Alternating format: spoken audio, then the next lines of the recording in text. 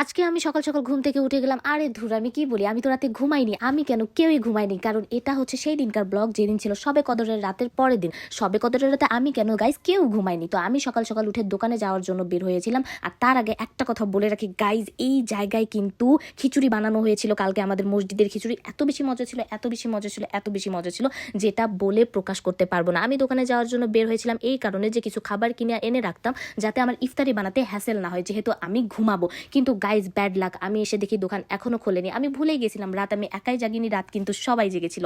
তারপর আমি সেখান থেকে রুমে চলে আসি। ভাবলাম যে ঠিক আছে, আমি এখন ঘুমাই পড়ি, যদি পরবর্তীতে সময় থাকে তাহলে ইফতার বানায় খাবো, আর যদি ঘুম থেকে উঠলে লেট হয় তাহলে আমি ইফতার কিনে নিয়ে এসে ইফতার করে ফেলবো। এসে একদম তালা তুলা সুন্দর করে লাগাই দিলাম রুমের ভিতরে। এসে দেখি আমার রুমের এই যে ব্যাড একটা অবস্থা।